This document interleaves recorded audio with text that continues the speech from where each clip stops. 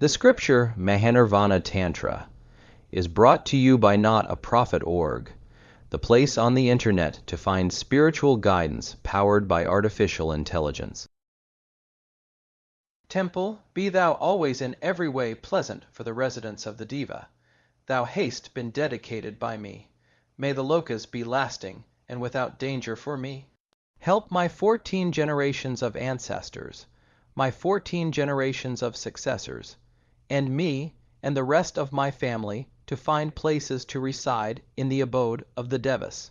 May I, by thy grace, attain the fruits attainable by performing all forms of yajnas, by visiting all the places of pilgrimage. May my line continue so long as this world, so long as these mountains, so long as the sun and moon endure. The wise man, after having thus addressed the temple and worshipped the Deva, should dedicate mirrors and other articles and the flag to him. Then the vahana appropriate to the deity should be given, to Shiva should be given a bull, then pray to him thus.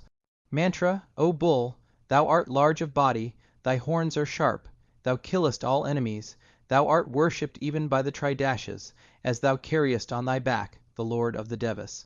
In thy hoofs are all the holy shrines, in thy hair are all the Vedic mantras, in the tip of thy teeth are all the nigamas, agamas, and tantras.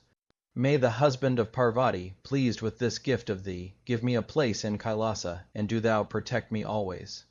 O Maheshani, do thou listen to the manner of prayer upon giving a lion to Mahadvi, or a Gauri-patta to Vishnu. Mantra, thou didst display thy great strength in the wars between the Suras and the Asuras, thou didst give victory to the Devas, and didst destroy the demons. Thou formidable one, thou art the favorite of the Devi, thou the favorite of Brahma, Vishnu, and Shiva. With devotion I am dedicating thee to the Devi. Do thou destroy my enemies.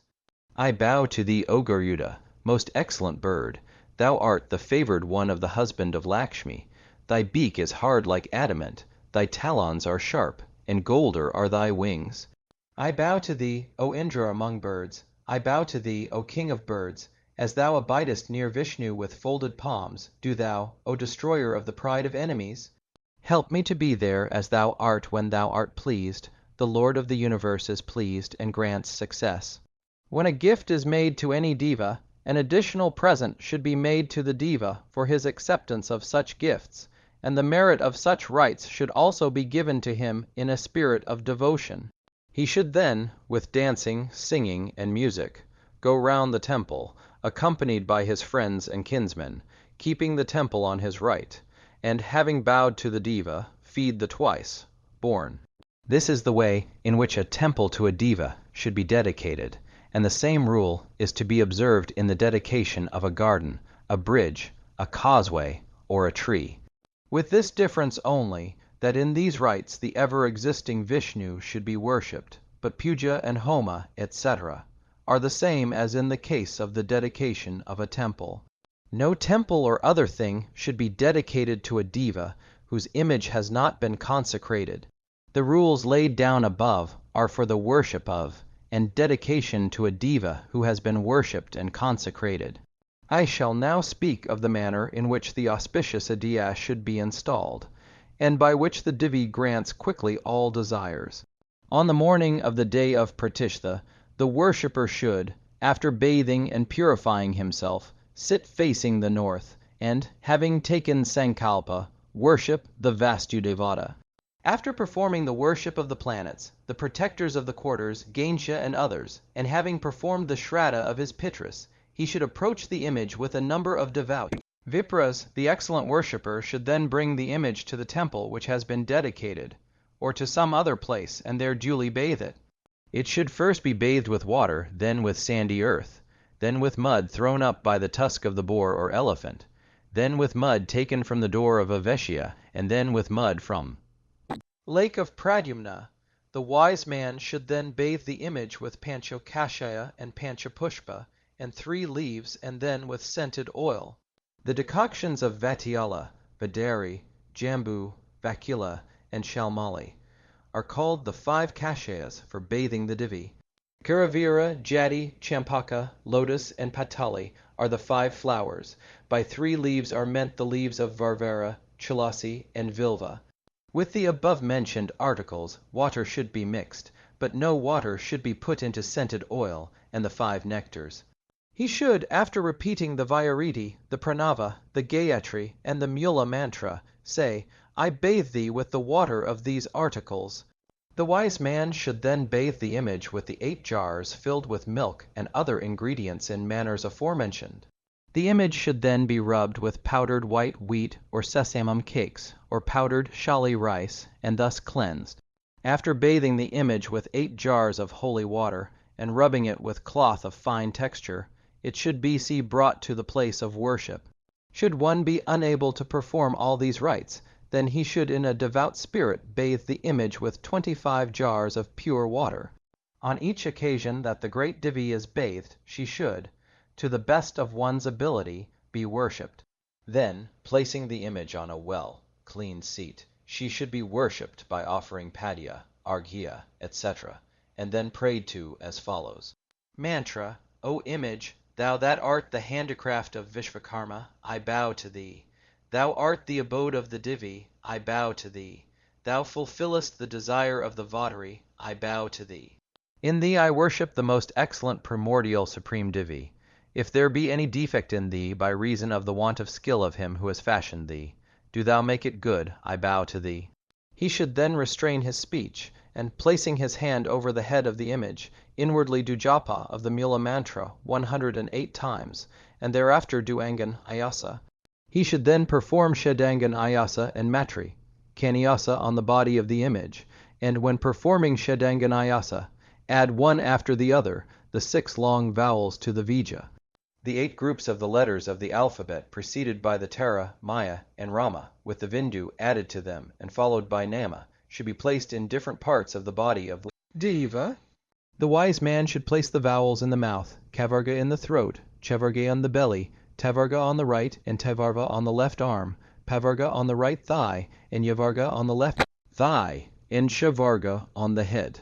Having placed these groups of the letters of the alphabet on different parts of the image, the worshipper should perform Tattvan, Ayasa as follows. Place on the 2 feet Prithvi Tattva, on the lingam Toy Tattva, on the region of the navel Tejas Tattva, on the lotus of the heart Vayu Tattva, on the mouth Gagana Tattva, on the 2 eyes Rupa Tattva, on the 2 nostrils Gandha Tattva, on the 2 ears Shabda Tattva, on the tongue Rasa Tattva, on the skin Sparsha Tattva.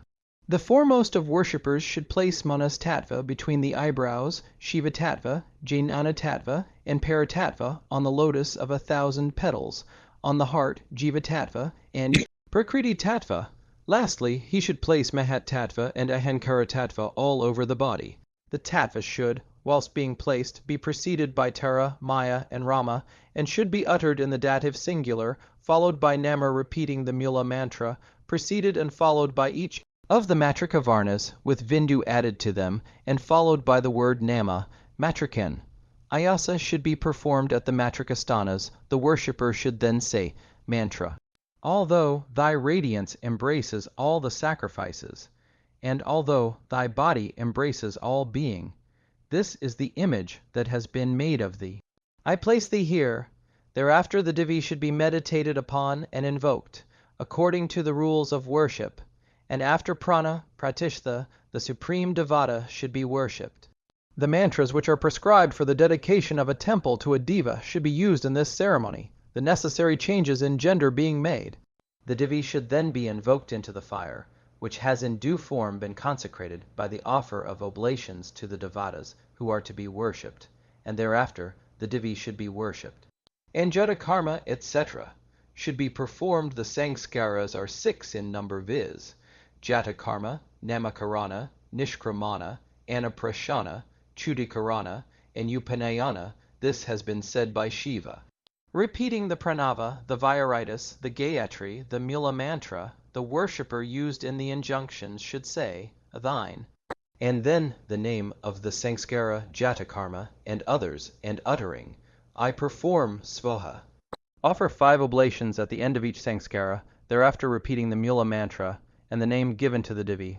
100 oblations should be offered, and the remnants of each oblation should be thrown over the head of the Devi. The wise man, after having brought the ceremony to a close by prayashchitta and other rites, should feed and thus please sadhakas and vipras and the poor and the helpless.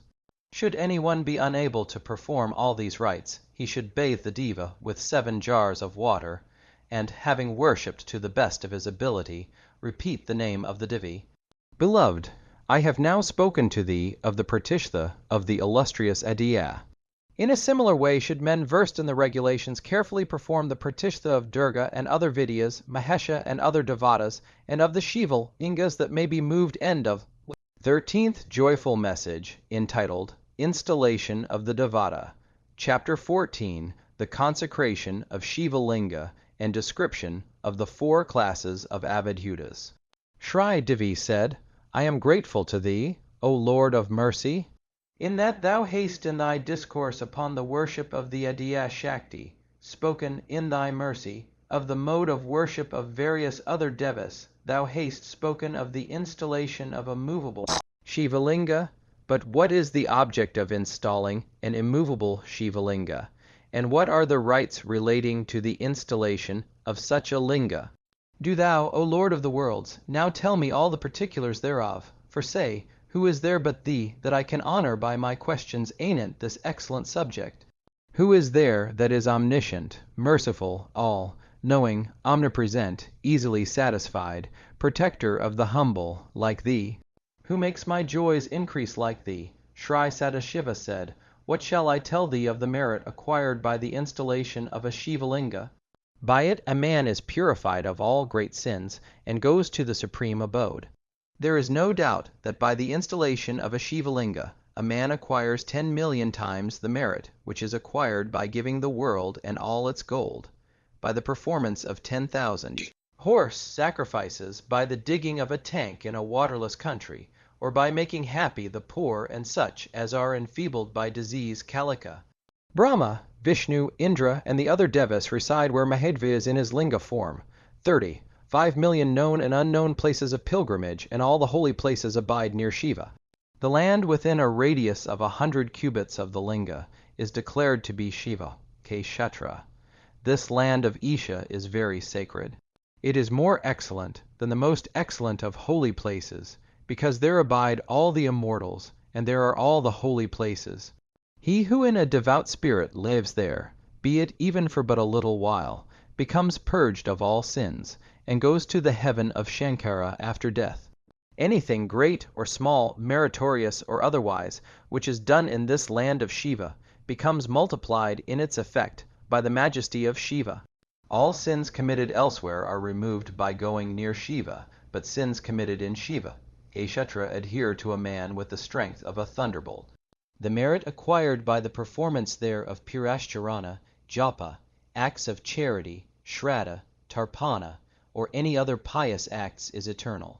The merit acquired by the performance of 100 purashcharana, at times of lunar or solar eclipse, is acquired by merely performing 1 japa near Shiva.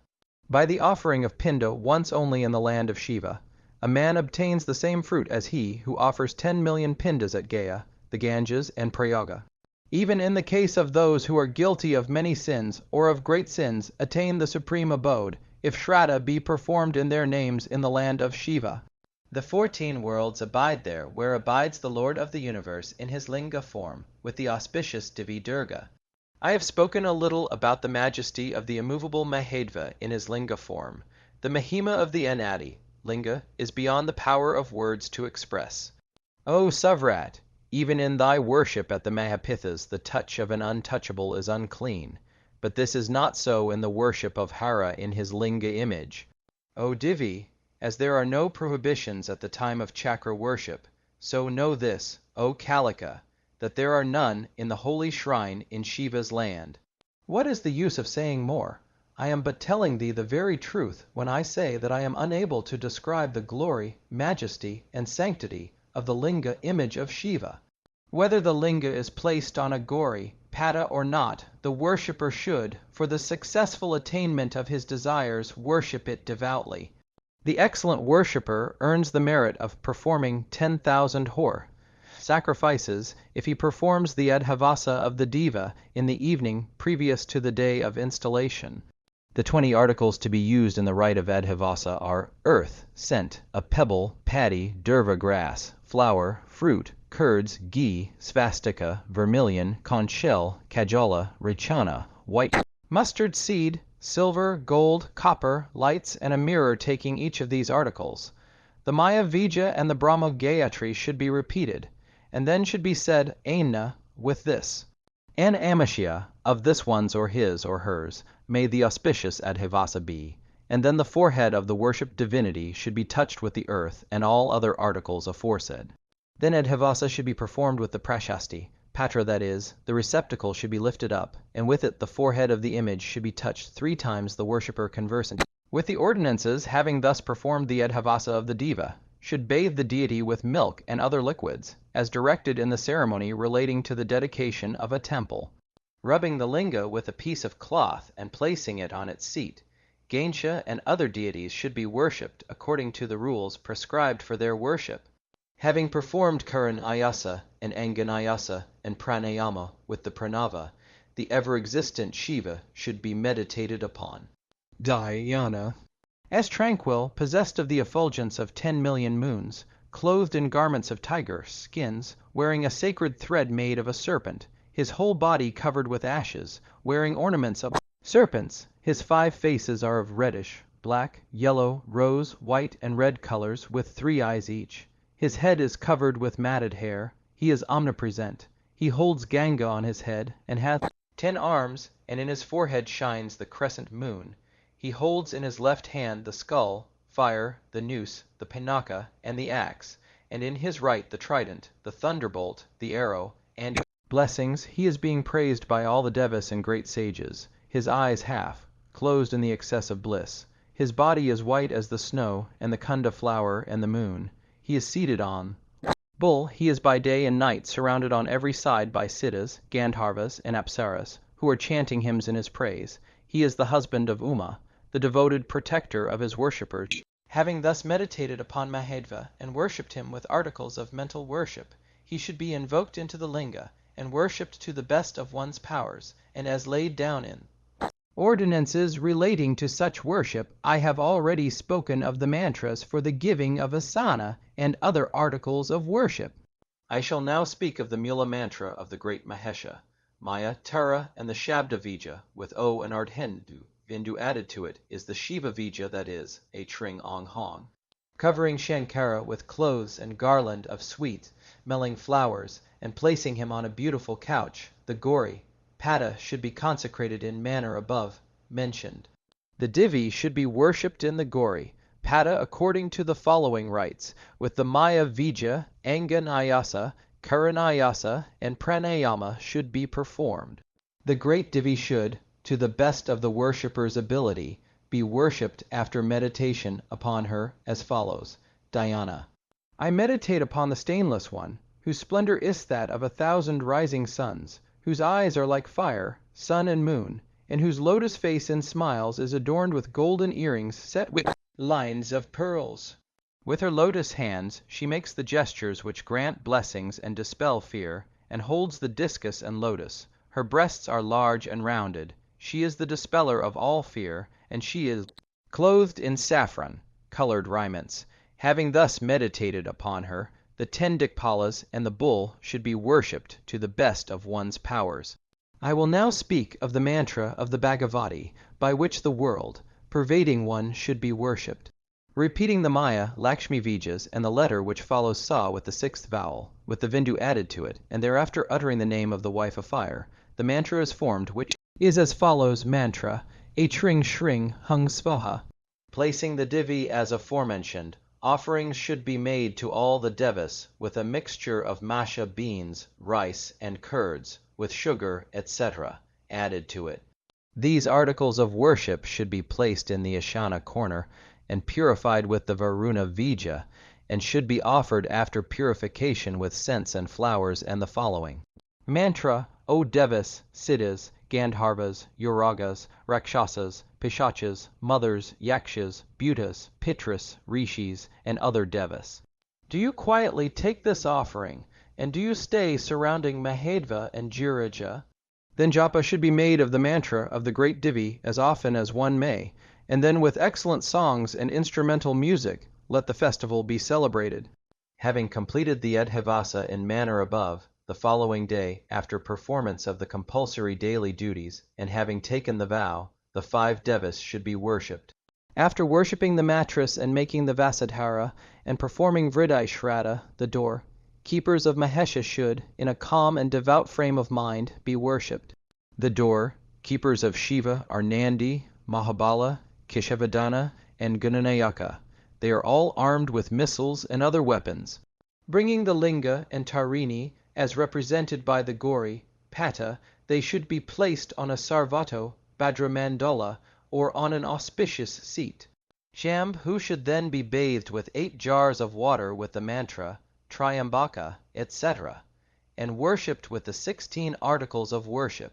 After bathing the Devi in a similar way with the Mula mantra, and worshipping her, the good worshipper should pray to Shankara with joined palms.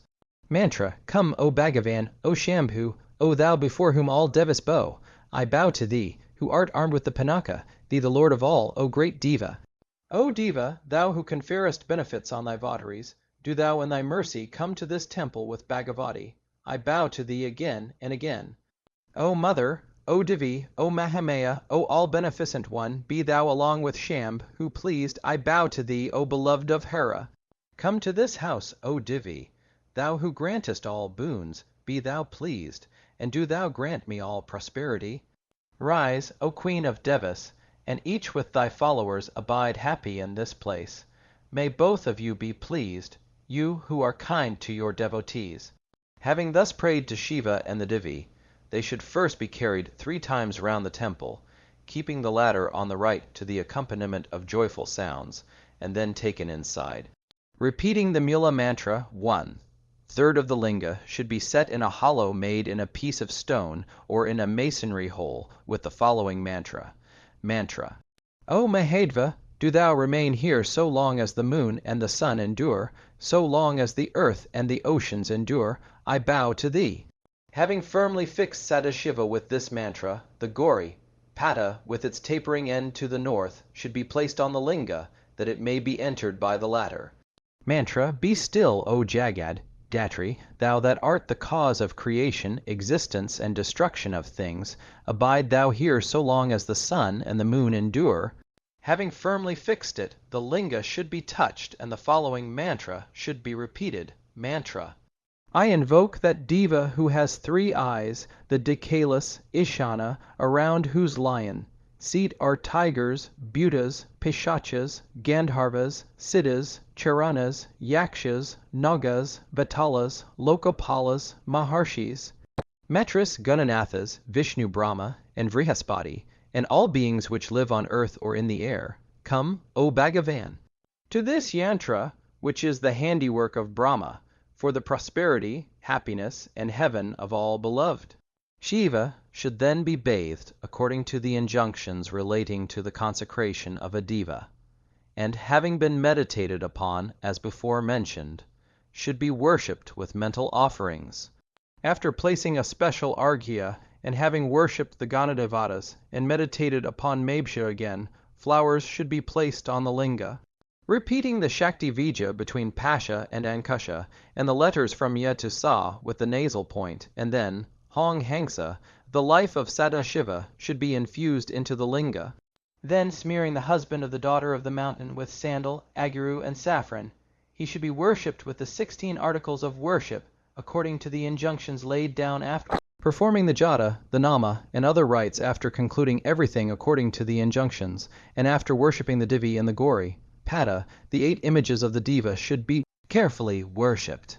By the name Sharva the earth is meant, by Bhava is meant water, by Rudra fire, by Ugra wind, by Buna ether, by Pashupati is meant the employer of a priest for sacrifice, by Mahadeva the source of nectar, and by Ishana the sun. These are declared to be the 8 images. Each of these should be invoked and worshipped in their order in the corners, beginning with the east and ending with the northeast, uttering the pranava first and nama last. After having worshipped Indra and the other Dikpalas, the 8 Matras, Brahmi, and others, the worshipper should give to Isha the bull, awning, houses, and the like. Then, with joined palms, he should with fervor pray to the husband of Parvati, as follows, mantra. O ocean of mercy, O Lord, thou hast been placed in this place by me. Be thou pleased with me, O Shambhu. Thou who art the cause of all causes, do thou abide in this room, O supreme Deva, so long as the earth with all its oceans exist, so long as the moon and the sun endure. I bow to thee. Should there occur the death of any living being, may I, O Durjati, by thy grace, be kept from that sin. The dedicator should go round the image, keeping it on his right, and having bowed before the Deva, go home. Returning again in the morning, he should bathe Chandrashekara. He should first be bathed with consecrated Panchamrita, with 100 jars of scented water, and the worshipper, having worshipped him to the best of his powers, should pray to him as follows. Mantra, O husband of Uma. If there has been any irregularity, omission, want of devotion in this worship, may they all, by thy grace, be rectified, and may my fame remain incomparable in this world so long as moon, the sun, the earth, and its oceans endure. I bow to the three-eyed Rudra, who wields the excellent Pinaka, to him who is worshipped by Vishnu, Brahma, Indra, Surya, and other devas. I bow again and again. The worshipper should then make presents and feast the Kalikad, evijas, and give pleasure to the poor by gifts of food, drink, and clothes. The Deva should be worshipped every day according to one's means. The fixed Shiva-linga should on no account be removed. Parameshvari, I have in brief spoken to you of the rites relating to the consecration of the immovable Shiva-linga, gathering same from all the agamas. Devi said, if, O Lord, there be an accidental omission in the worship of the devas, then what should be done by their votaries? Do thou speak in detail about this.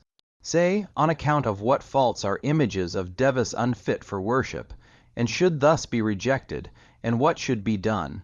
Sadashiva said, if there be an omission to worship an image for a day, then the next day the worship should be twice performed. If for 2 days, then the worship should be 4 times performed. If for 3 days, then it should be celebrated 8 times if the omission extends 3 days, but does not exceed 6 months. Then the wise man should worship, after bathing the Deva, with 8 jars of water. If the period of omission exceeds 6 months, then the excellent worshipper should carefully consecrate the Deva, according to the rules already laid down, and then worship him. The wise man should not worship the image of a Deva which is broken or is holed, or which has lost a limb, or has been touched by a leper, or has fallen on unholy ground. The image of a Deva with missing limbs, or which is broken or has holes in it, should be consigned to water. If the image has been made impure by touch, it should be consecrated and then worshipped. The Mahapithas and Anadi-lingas are free from all deficiencies, and these should always be worshipped for the attainment of happiness by each worshipper as he pleases. Mahamaya, whatever thou hast asked for the good of men who act with a view to the fruits of action, I have answered all this in detail. Men cannot live without such actions even for half a moment. Even when men are unwilling, they are, in spite of themselves, drawn by the whirlwind of action. By action, men enjoy happiness, and by action again they suffer pain. They are born, they live, and they die the slaves of action. It is for this that I have spoken of various kinds of action, such as dana and the like, for the guidance of the intellectually weak in the paths of righteousness, and that they may be restrained from wicked acts. There are 2 kinds of action, good and evil. The effect of evil action is that men suffer acute pain. And, O Devi, those who do good acts with minds intent on the fruits thereof go to the next world, and come back again to this, chained by their action. Therefore, men will not attain final liberation even at the end of 100 kalpas, so long as action, whether good or evil, is not destroyed. As a man is bound, be it by a gold or iron chain, so he is bound by his action, be it good or evil. So long as a man has not real knowledge, he does not attain final liberation. even though he be in the constant practice of religious acts and 100 austerities. The knowledge of the wise from whom the darkness of ignorance is removed, and whose souls are pure, arises from the performance of duty without expectation of fruit or reward, and by constant meditation on the Brahman. He who knows that all which is in this universe from Brahma to a blade of grass is but the result of Maya, and that the Brahman is the one and supreme truth, has this. That man is released from the bonds of action who, renouncing name and form, has attained to complete knowledge of the essence of the eternal and immutable Brahman. Liberation does not come from japa, homa, or 100 fasts. Man becomes liberated by the knowledge that he himself is Brahman. Final liberation is attained by the knowledge that the Atma soul is the witness, is the truth, is omnipresent, is one, free from all eluding distractions of self and not self, the supreme, and, though abiding in the body, is not in the body. All imagination of name, form, and the like are but the play of a child. He who put away all this sets himself in firm attachment to the Brahman is, without doubt, liberated. If the image imagined by the human mind were to lead to liberation, then undoubtedly men would be kings by virtue of such kingdoms as they gain in their dreams. Those who in their ignorance believe that Ishvara is only in images made of clay, or stone, or metal, or wood, merely trouble themselves by their tapas. They can never attain liberation without knowledge. Can men attain final liberation by restriction in food, be they ever so thin thereby, or by uncontrolled indulgence, be they ever so gross therefrom, unless they possess the knowledge of Brahman? If by observance of vrata to live on air, leaves of trees, bits of grain, or water, final liberation may be attained, then snakes, cattle, birds, and aquatic animals should all be able to attain final liberation. Brahma sad, bhava is the highest state of mind, dhyana bhava is middling, stuti and japa is the last, and external worship is the lowest of all. Yoga is the union of the embodied soul and the Supreme Soul. Puja is the union of the worshipper and the worshipped. But he who realizes that all things are Brahman for him, there is neither yoga nor puja. For him who possesses the knowledge of Brahman, the supreme knowledge, of what use are japa, yajna, tapas, niyama, and vrata?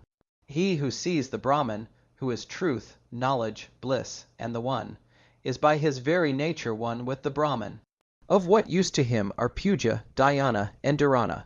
For him who knows that all is Brahman, there is neither sin nor virtue, neither heaven nor future birth. There is none to meditate upon, nor one who meditates. The soul, which is detached from all things, is ever liberated. What can bind it?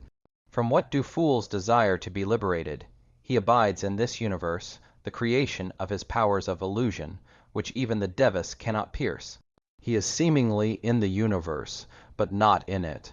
The spirit, the eternal witness, is in its own nature like the void which exists both outside and inside all things, and which has neither birth nor childhood, nor youth nor old age, but is the eternal intelligence which is ever the same, knowing no change or decay. It is the body which is born, matures, and decays. Men enthralled by illusion, seeing this, understand it not.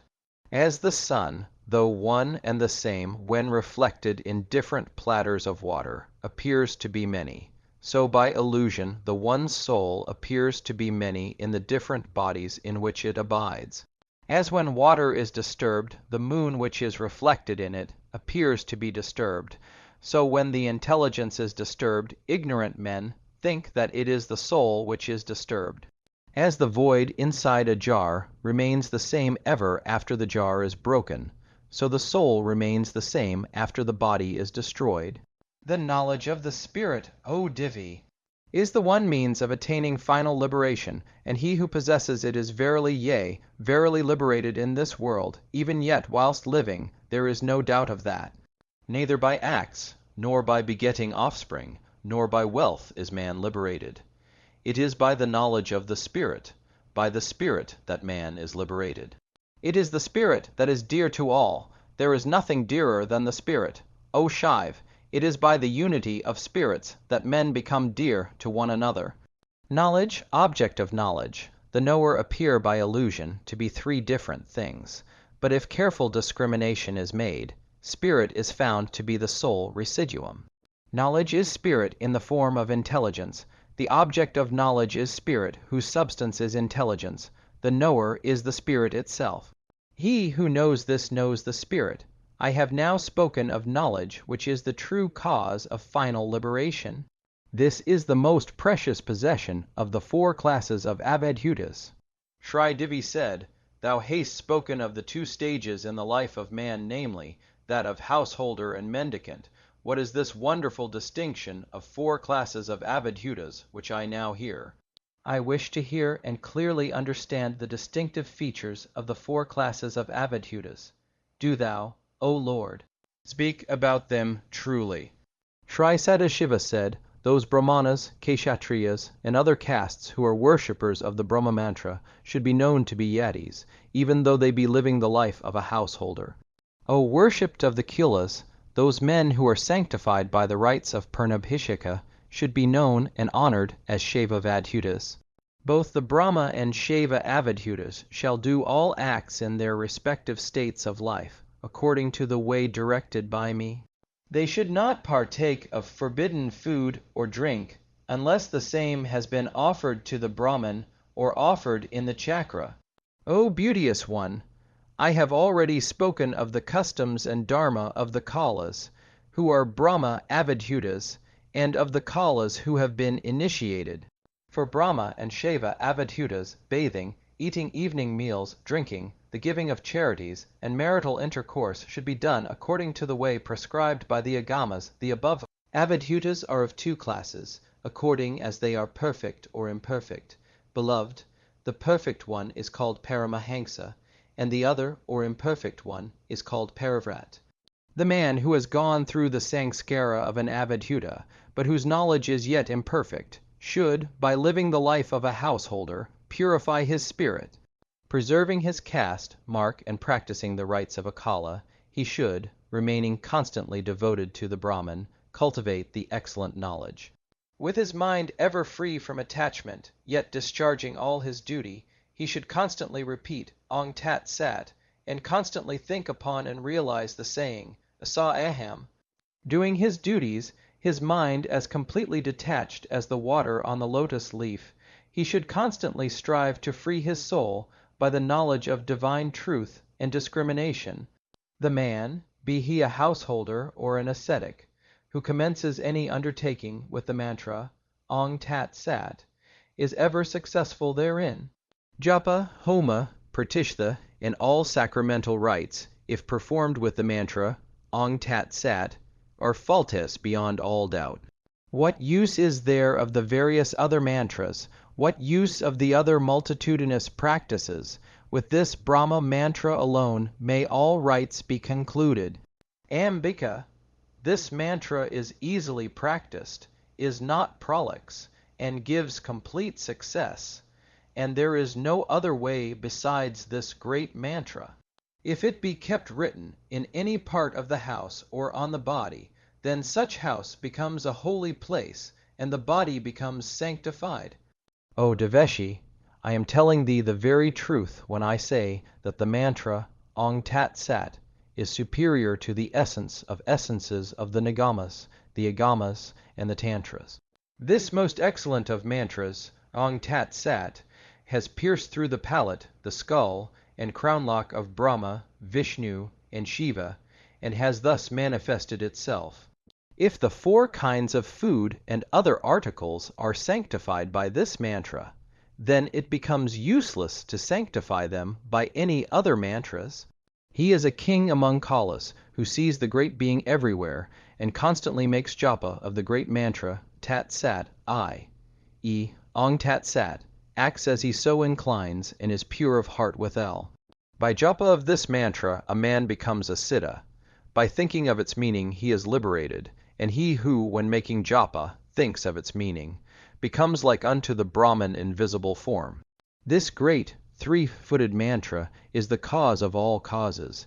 By its sadhana one becomes the conqueror of death himself. O Maheshani, the worshipper attains Siddh, in whatsoever way he makes japa of it. He who, renouncing all acts rites, has been cleansed by the sanskara of a Shaiva Avadhuta, ceases to have any right to worship Devas, to perform the Shraddha of the Pitras, or to honor the Rishis. Of the 4 classes of Avadhutas, the 4th is called the Hangsa Parama Hangsa. The other 3 both practice yoga and have enjoyment. They are all liberated and are like unto Shiva. The Hangsa should not have intercourse with women and should not touch metals.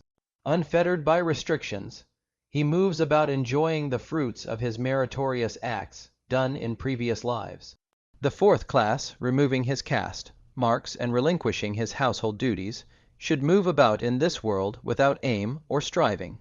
Always pleased in his own mind, he is free from sorrow and illusion, homeless and forgiving, fearless, and doing harm to none. For him there is no offering of food and drink to any diva. For him there is no necessity for dhyana or dharana. The yati is liberated, is free from attachment, unaffected by all opposites, and follows the ways of a Hangsa. O Devi, I have now spoken to thee in detail of the distinctive marks of the 4 classes of Kula, yogis, who are but images of myself. By seeing them, by touching them, conversing with them, or pleasing them, men earn the fruit of pilgrimage to all the holy places. All the shrines and holy places which there are in this world, they all, O my beloved, abide in the body of the Kula sannyasi. Those men who have worshipped Kula sadhas with Kula Dravya are indeed blessed and holy, have attained their desired aim, and have earned the fruit of all sacrifices. By mere touch of these sadhas, the impure becomes pure, the untouchable becomes touchable, and food unfit to be eaten becomes fit to be eaten. By their touch, even the Karatas, the sinful, the wicked, the Pulindas, the Yavanas, and the wicked and ferocious are made pure. Who else but they should be honored? Even those who but once worship the Kalika yogi with Kilatattva and Kiladravya become worthy of honor in this world.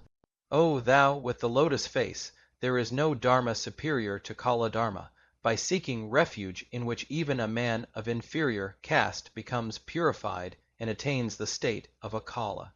As the footmarks of all animals disappear in the footmark of the elephant, so do all other dharmas disappear in the Kila Dharma. My beloved, how holy are the Kaulas! They are like the images of the holy places. They purify by their mera-presence even the Chandalas and the vilest of the vile. As other waters falling into Ganga become the water of Ganga, so all men following Kilachara reach the stage of a Kala. As water gone into the sea does not retain its separateness, so men sunk in the ocean of Kila lose theirs. All beings in this world which have 2 feet, from the Vipra to the inferior castes, are competent for Kilachara. Those that are averse to the acceptance of Kila Dharma, even when invited, are divorced from all Dharma and go the downward path. The Kilina, who deceived those men who seek for Kilachara, shall go to the hell named Rarava. That low Kala who refuses to initiate a Chandala or a Yavana into the Kila Dharma, considering them to be inferior, or a woman out of disrespect for her, goes the downward way. The merit acquired by 100 Abhisheka, by the performance of 100 Purashcharana, 10 million times that merit is acquired by the initiation of one man into the Kila Dharma. All the different castes, all the followers of the different dharmas in this world, are, by becoming Kaulas, freed from their bonds, and go to the supreme abode. The Kaulas who follow that Shiva Dharma are like places of pilgrimage, and possess the soul of Shiva. They worship and honor one another with affection, respect, and love. What is the use of saying more? I am speaking the very truth before thee, when I say that the only bridge for the crossing of this ocean of existence is the Kila Dharma and none other. By the following of Kila Dharma all doubts are cut through, all the accumulation of sins is destroyed, and the multitude of acts is destroyed. Those Kalikas are excellent who, truthful and faithful to the Brahman, in their mercy invite men to purify them by Kilachara. Devi, I have spoken to thee the first portion of the Mahanirvana Tantra for the purification of men. It contains the conclusions of all dharmas. He who hears it daily, or enables other men to hear, it becomes freed from all sins, and attains nirvana at the end. By knowing this king among tantras, which contains the essence of all the tantras, and is the most excellent among the tantras, a man becomes versed in all the shastras. The man who knows this Mahatantra is freed from bonds of actions. Of what use is it to him to go on pilgrimage, or to do japa, yajna, and sadhana? Kalika, he who knows this tantra, is conversant with all the shastras. He is preeminent among the virtuous, is wise, knows the Brahman, and is a sage. There is no use of the Vedas, the Puranas, the Asamritas, the Samhitas, and the various other tantras, as by knowing this tantra one knows all. All the most secret rites and practices, and the most excellent knowledge, have been revealed by me in reply to thy questions. Savrata, as thou art my most excellent Brahmi Shakti, and art to me dearer than life itself, know thou that the Mahanirvana Tantra is likewise. As the Himalaya is among the mountains, as the moon is among the stars, as the sun is among all lustrous bodies, so this Tantra is the king among Tantras. All the Dharmas pervade this Tantra. It is the only means for the acquirement of the knowledge of Brahman. The man who repeats himself or causes others to repeat it will surely acquire such knowledge. In the family of the man in whose house there is this most excellent of all tantras, there will never be a pashu. The man blinded by the darkness of ignorance, the fool caught in the meshes of his actions, and the illiterate man, by listening to this great tantra, are released from bonds of karma. Parameshani, reading, listening to, and worshipping this tantra, and singing its praise, gives liberation to men. Of the other various tantras, each deals with one subject only. There is no other tantra which contains all the dharmas. The last part contains an account of the nether, earthly, and heavenly worlds. He who knows it along with the first undoubtedly knows all. The man who knows the second part with this book is able to speak of the past, present, and future, and knows the three worlds. There are all manner of tantras and various shastras, but they are not equal to a 16th part in value of this Mahanirvana Tantra. What further shall I tell thee of the greatness of the Mahanirvana Tantra? Through the knowledge of it one shall attain to Brahman Nirvana. End of the 14th joyful message of the first part of the Mahanirvana, entitled The Consecration of Shiva-linga and Description of the 4 Classes of Avadhutas.